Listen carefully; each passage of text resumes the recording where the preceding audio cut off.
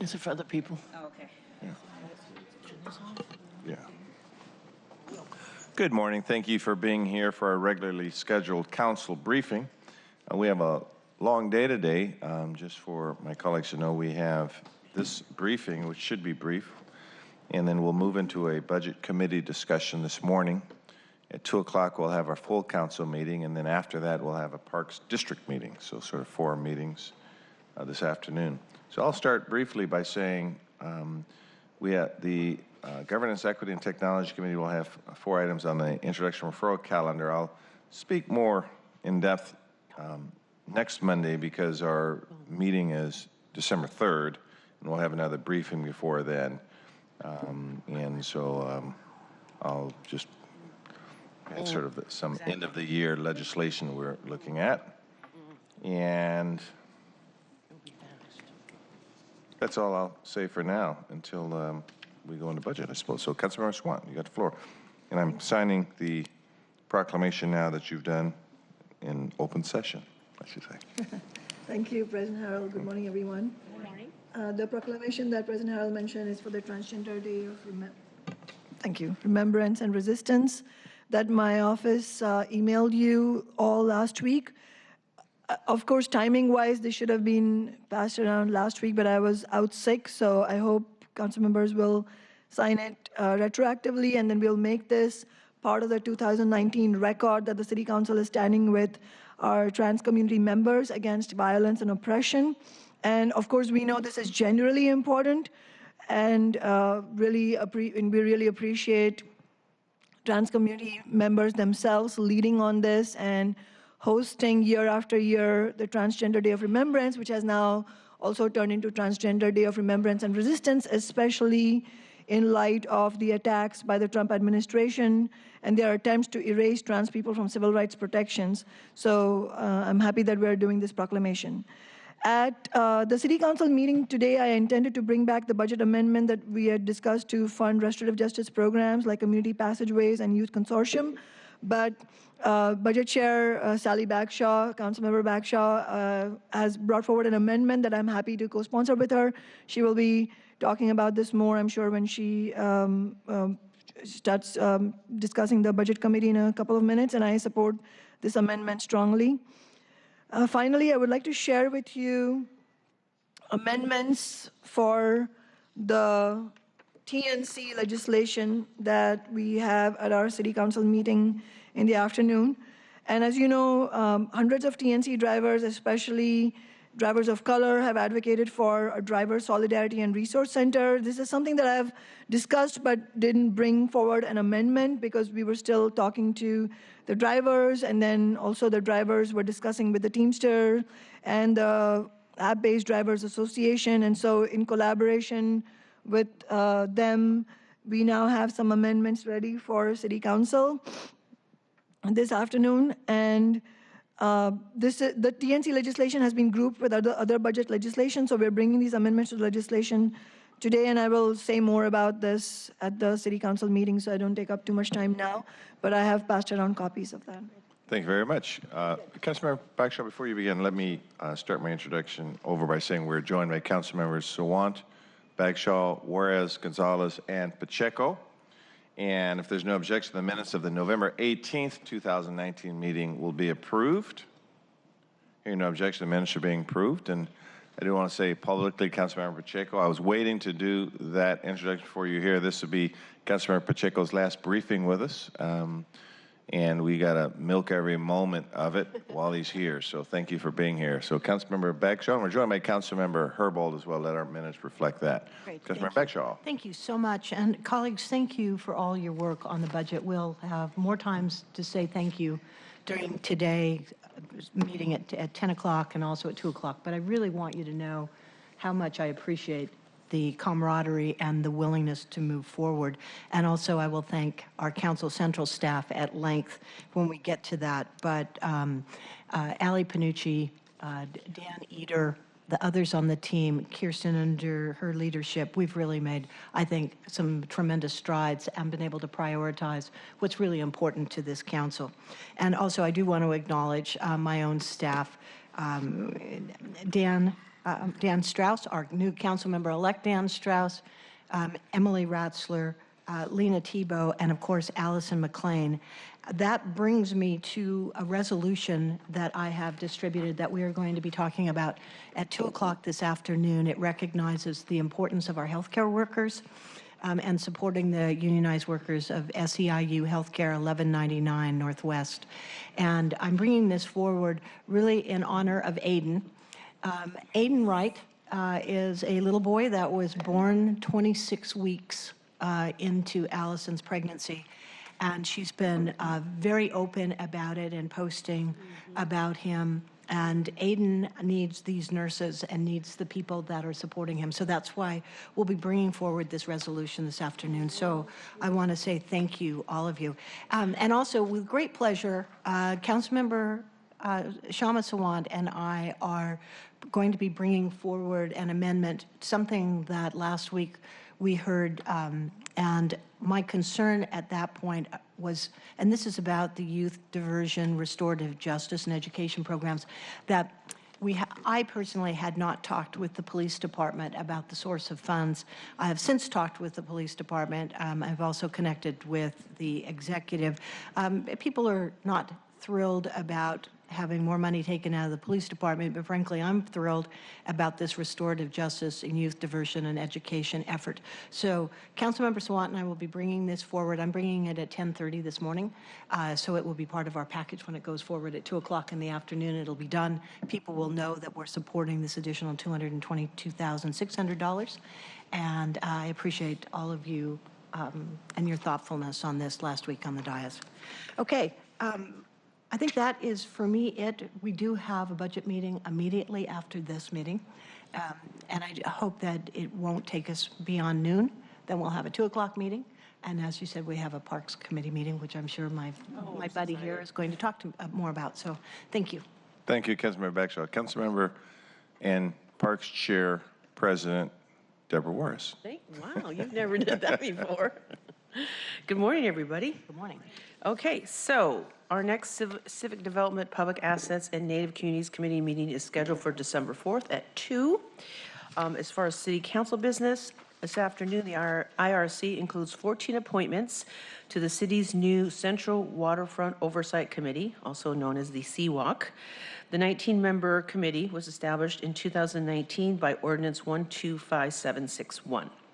This committee shall advise and provide feedback to the city and Central Waterfront operating partner on the operations, maintenance, safety, and security of this public park. These appointments will be made before my committee, the Civic Development, Public Assets, and Native Communities Committee, on December 4th at 2 p.m. As you know, we've had a lot of work done on the waterfront, and we've been working with the Office of the Waterfront, and so I'm excited to work with this new board. Quickly, as you all know, we had a meeting last Monday for the Metropolitan Park District, and we will have one last one today. So once the City Council meeting concludes, I will convene a Park District Board meeting in which you are all members of. Last week, we received a briefing and presentation on the 2019 Park District activities, as well as the financials by Superintendent Aguirre and Tracy Ratcliffe from Central Council Central Staff. This was followed by a public hearing to accept comments on proposed revenue sources for the Metropolitan Park District's 2020 operating budget.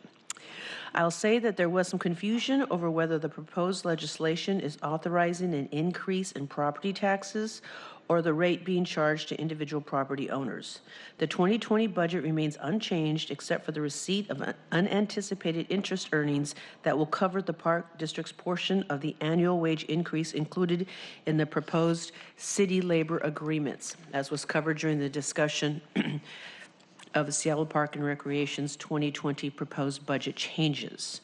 The city authorized a 6-year spending plan in 2014, and every year since then, we have approved the Park District budget in November, parallel to the city budget process and timeline as required by the RCW.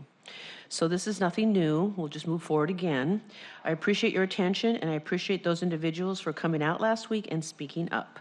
Our next Park District Board meeting is this afternoon, immediately following our council meeting. The agenda includes one presentation and 5 pieces of legislation. I believe there are 5 resolutions that will authorize and adopt the 2020 Seattle Park District budget. And I look forward to seeing each of you there. Thank you. Thank you, Councilmember Juarez. Councilmember Pacheco. Good morning. Good morning. This is my final council briefing, but I'll be very brief because I want to say my thank yous a little bit later this afternoon. That's okay. Absolutely. There are no items on the introduction and referral calendar for the Pledge Committee. There are no items from the Pledge Committee as well. And I'll save my thank yous again for a little later. Thank you, Councilmember Pacheco. Councilmember Herbold. Great, thank you. I have no items on the, well, actually, I do have an item. I have no Civil Rights, Utilities, Economic Development, and Arts Committee meeting this week. I do have one item from the Civil Rights, Utilities, Economic Development, and Arts Committee on the agenda. It's item number 37. This is the hate crimes legislation that passed committee in the summertime that we've been holding, working on some resolution with the mayor's office and community stakeholders. The mayor's office has a different approach that she wants to pursue. I can talk a little bit more about that at full council, but I will be moving for an indefinite hold on this piece of legislation. Thank you, Councilmember Herbold. And that's it. Okay, thank you, Councilmember Gonzalez. Good morning, everyone. Good morning.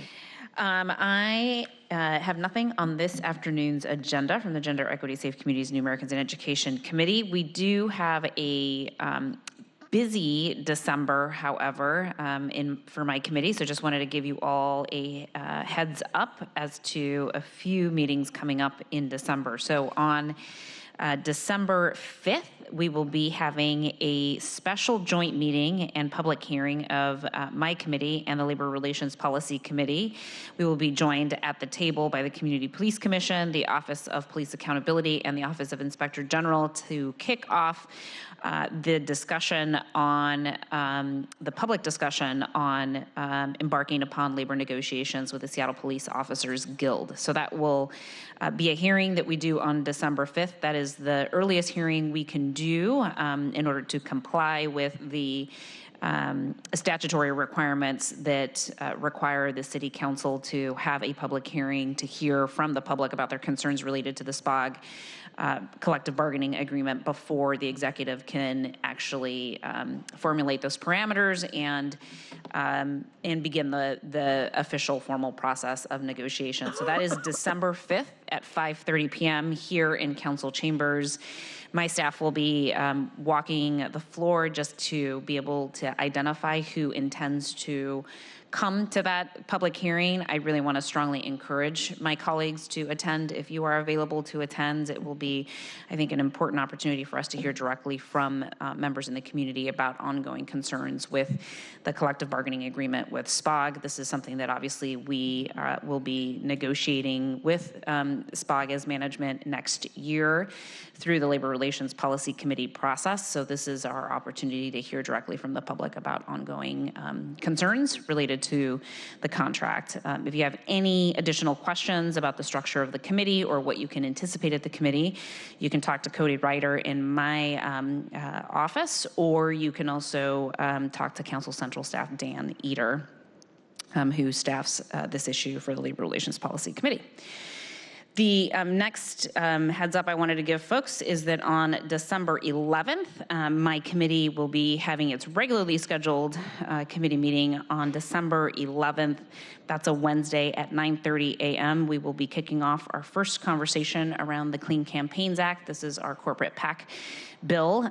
We will have a slate of both local and national subject matter experts who will come in and have a conversation with us about why this issue is important for Seattle, and also walk us through from both a legal and practical perspective what this law could accomplish in terms of continuing to protect our democracy moving forward. And then the evening before, on December 10th, there will be a town hall organized by Fix Democracy First related to the Clean Campaigns Act and to issues related to corporate contributions and super PACs in our local elections. We are still working on the details with them. It'll likely be here at City Hall, but we are working with those advocates on structuring a program there, and that'll likely be on Tuesday, December 10th at 6 p.m., which is the day before our first hearing on the Clean Campaigns Act, which is, again, Wednesday, December 11th, 9:30 a.m. here in council chambers. That is it. Councilman Gonzalez, I think Councilmember Swan had a comment on. Sure. One of the, I was reading your body language, yes, Councilmember Swan. So you said December 11th for the, and it's just an initial discussion, so in case I don't make it, we're going to have Right. discussion in January. Yeah, so December 11th is just a briefing and discussion. It will be an initial walkthrough by Lish Whitson, who's the Council Central staff working on this particular piece of legislation. He'll walk through the legislation as it was introduced a couple weeks ago, and we'll be prepared to answer any questions about the legislation as it was introduced. And then we will have an expert panel conversation of subject matter experts from across the country and here at home who will walk us through some issue identification, why they think it's important, and ultimately why they think that we have the constitutional right as a city to move forward with the bill.